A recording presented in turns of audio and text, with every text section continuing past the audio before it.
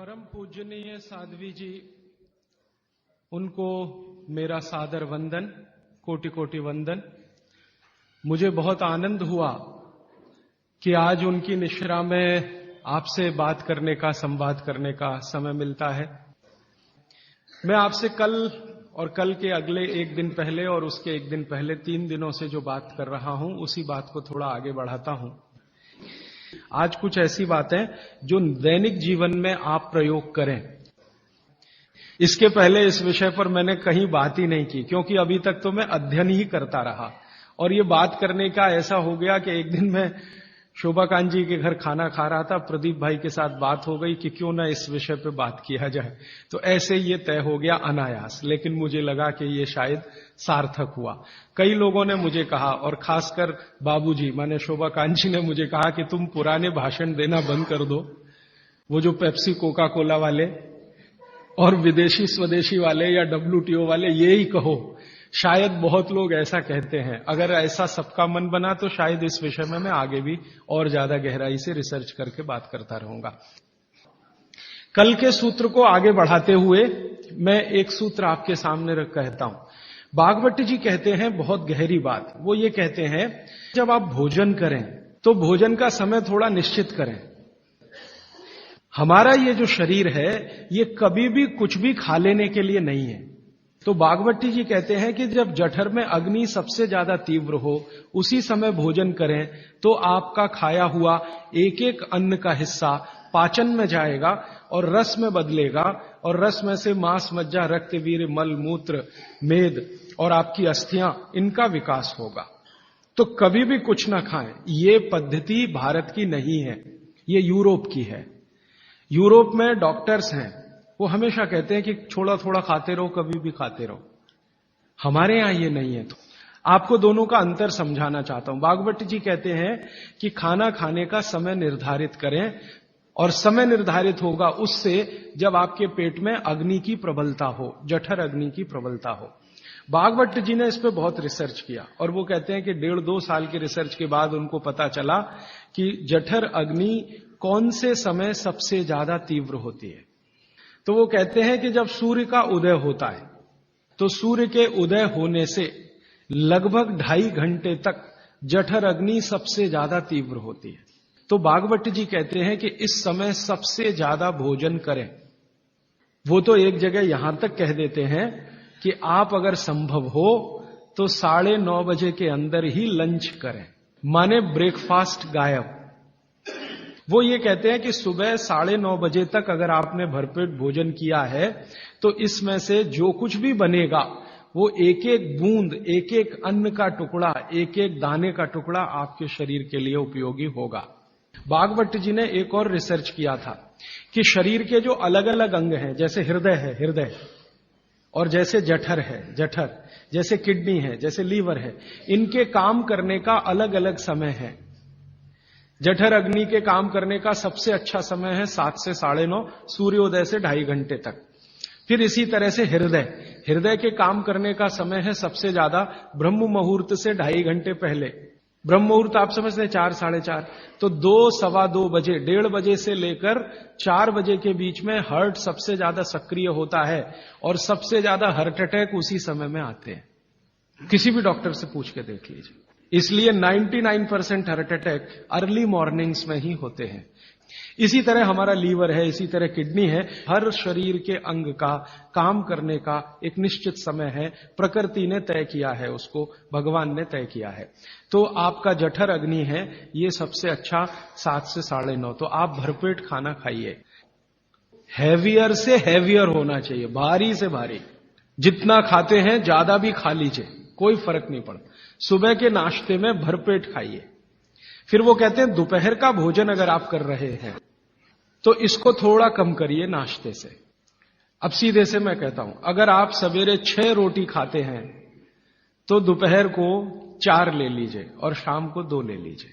तो भागवत जी कहते हैं कि सब कुछ सवेरे खाओ। आपको जो ज्यादा अच्छा लगता है खाने में, मैं आपको एक वाक्य में कहता हूं, जो चीज सबसे ज्यादा पसंद है वो सुबह खाओ।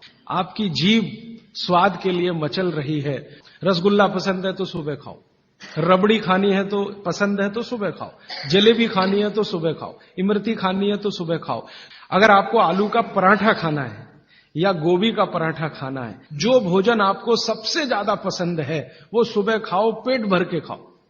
पेट की संतुष्टि हुई, मन की भी संतुष्टि होती है। और भागवती जी कहते हैं कि भोजन में मन की संतुष्टि पेट की संतुष्टि से ज्यादा बड़ी है। मन हमारा जो है ना, ये खास तरह की वस्तुओं से या हार्मोन से या एंजाइम से संचालित है। मन को आज की भाषा में डॉक्टर्स लोग जो गिनते हैं ना, हालांकि वो है नहीं, लेकिन उन्होंने जो कहा है वो पीनियल ग्लैंड के बारे में है। ये जो पीनियल ग्लैंड है ना, इसमें से बहुत सारा रस निकलता है, जिनको हम हार्मोन्स कह सकते हैं, कुछ एंजाइम्स है। ये संतुष्टि के लिए सबसे आवश्यक ग्लैंड है पीनियल ग्लैंड। तो भोजन अगर आपको तृप्त करता है, भोजन में एक तो पेट भरना है और एक तृप्त होना, तृप्त करेगा तो पीनियल ग्लैंड आपकी सबसे ज्यादा सक्रिय है।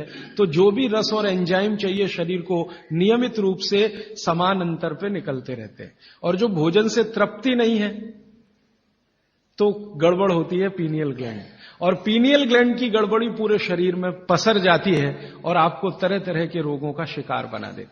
अगर आप तृप्त भोजन नहीं कर पा रहे हैं तो निश्चित रूप से 10-12 साल के बाद आपको मानसिक क्लेश होगा और रोग होंगे। मानसिक रोग बहुत खराब है। आप सिजोफ्रेनिया के शिकार हो सकते हैं, डिप्रेशन के शिकार हो सकते हैं, आपको कई ऐसी गंभीर बीमारियां हो सकती हैं। भागवती जी कहते हैं कि आप भोजन करते हुए अगर संतुष्ट नहीं है तो 27 तरह की बीमारियों से ग्रसित हो सकते हैं। अब मैंने ये भागवती जी के सूत्र को चारों तरफ देखना शुरू किया तो मुझे पता चला कि मनुष्य को छोड़कर जीव जगत का हर प्राणी इस सूत्र का पालन कर रहा है। क्योंकि मनुष्य को मैं मूर्ख मानता हूं, हालांकि मनुष्य अपने को होशियार समझता है, लेकिन मनुष्य से ज्यादा होशियार ये जीव जगत के प्राणी हैं। आप चिड़िया को देखो, चिड़िया, कितने भी तरह की चिड़िया, सवेरे सूरज उगते ही उसका खाना शुरू हो जाता है, खूब जम के खाती है।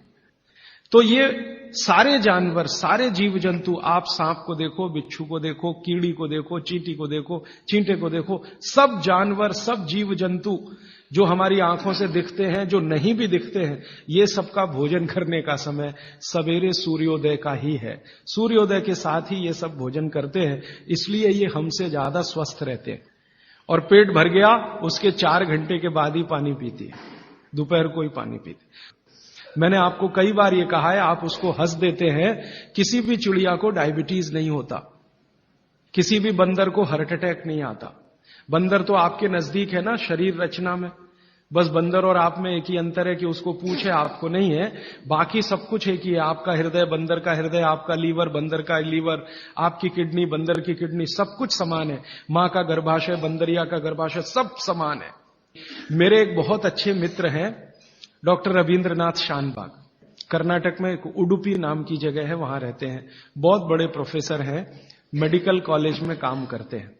उन्होंने एक बड़ा गहरा रिसर्च किया।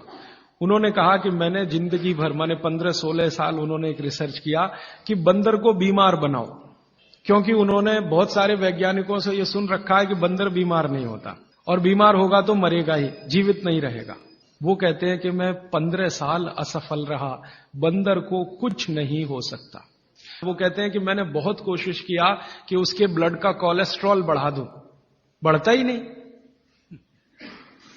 तब उन्होंने एक दिन रहस्य की बात बताई, वो आपको भी मैं बता देता हूं कि बंदर का जो ब्लड है ना, उसका RH फैक्टर दुनिया में सबसे आदर्श है। और आपका RH फैक्टर जब नापता है ना कोई डॉक्टर, तो बंदर से ही कंपेयर करता है, वो बताता नहीं आपको, ये अलग बात है। तो वो प्रोफेसर साहब कहते हैं, यार ये सब एक ही चक्कर है कि बंदर सवेरे ही सवेरे भरपेट खाता है, जो आदमी नहीं खा पाता। तो वो प्रोफेसर रविंद्रनाथ शानबाग ने कुछ अपने मरीजों को कहा कि देखो भैया, बंदर की तरह से खाओ, माने सुबह सुबह भरपेट खाओ। कि जब से उन्होंने सुबह भरपेट खाना शुरू किया, किसी की डायबिटीज माने शुगर कम हो गई, किसी का कोलेस्ट्रॉल कम हो गया, किसी के घुटने का दर्द कम हो गया, किसी के कमर का दर्द कम हो गया, किसी का कुछ, गैस बनना बंद हो गई, पेट में जलन होना बंद हो गई, नींद अच्छी आने लगी, वगैरह वगैरह।